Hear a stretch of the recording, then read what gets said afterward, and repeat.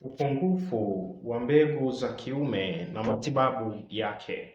Upungufu wa mbegu za kiume na matibabu yake. Karibu ndugu mtazamaji, kama ndio mara yako ya kwanza unanitazama ama unanitazama kupitia video hii.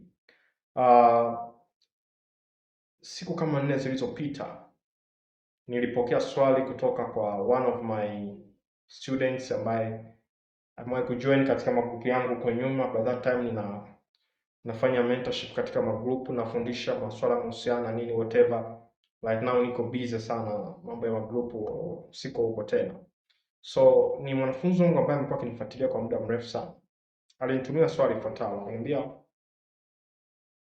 Dr. Samani, nataka kuuliza kitu. Nilikuwa natafuta mtoto muda mrefu. Tulienda hospitali mimi pamoja na mume wangu kupima. Mume wangu aliambiwa mbegu zake ni chache, akapewa dawa akatumia. Dozi ilipoisha akaenda kupima, lakini majibu yalikuwa yale yale. Mbegu hazijaongezeka, zipo zile zile. Mpaka leo hatujui cha kufanya. Naweza kupata solution? Okay. Umesikia swali hilo. Hawa ni wanandoa ambao walienda kuchukua vipimo na walikuwa wanapitia changamoto ya uzazi. Ikathibitika kwamba mbegu za mwanaume ni chache na akapewa dawa kwa ajili ya kuweza kutumia, lakini hakuweza kufanikiwa. Lakini moja ya kitu kikubwa sana ambacho nimekuwa nikiwafundisha wengi katika channel hii, yaani kama wewe ndio umeingia katika channel hii ni mara yako ya kwanza, cha kwanza ni hebu jisajili katika channel hii. Jisajili haraka sana, kwa sababu kupitia channel hii utajifunza elimu ya mahusiano kwa kina sana. Utajifunza elimu ya afya kwa kina sana. Sasa basi, moja kitu kikubwa ambacho nimekuwa nikifundisha watu wengi ni kwamba unapokuwa unasumbuliwa na ugonjwa wowote ule, jaribu kutafuta chanzo cha tatizo. Jua chanzo cha tatizo ama ugonjwa ulionao umesababishwa na nini, kabla ya kukimbilia kuchukua dawa aina yoyote ile. Jua chanzo cha tatizo. Usipojua chanzo, utakuja kumlaumu Mungu wa mbinguni, lakini kumbe wewe ndio umekuwa ni sababu.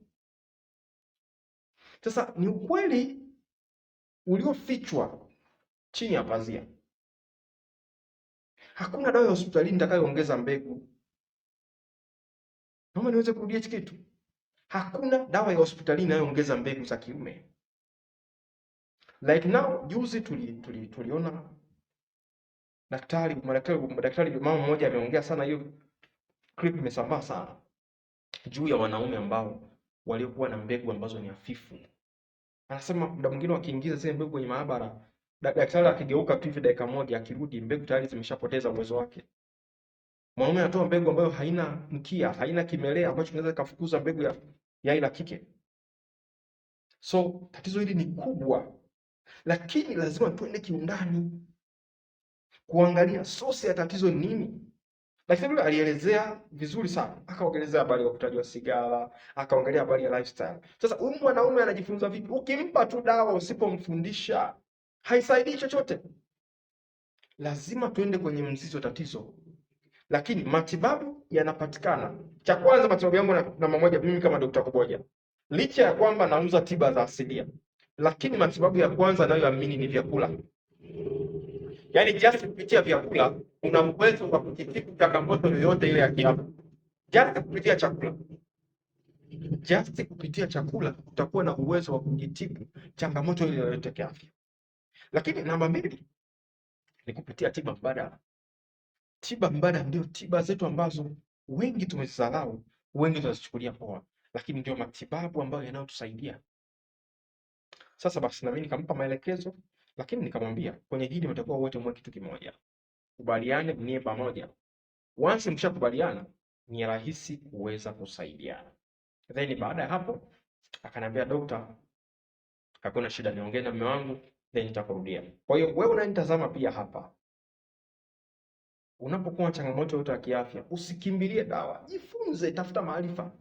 Lakini habari mbaya ni hapa, hakuna daktari wa hospitalini atakayekufundisha kwa nini una kisukari, kwa nini una pressure, zaidi ya kukupa tu dawa.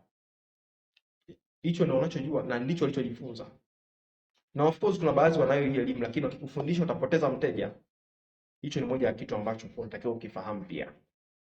So mimi kama Dr. Kuboja ninawafundisha watu kwa nini wanaumwa, ninawafundisha watu chanzo cha magonjwa, lakini ninawasaidia watu kutoka kwenye uraibu wa dawa, kutoka kwenye matumizi ya dawa, wategemee vyakula zaidi kuliko dawa. Hicho ndicho ninachokifanya Dr. Kuboja.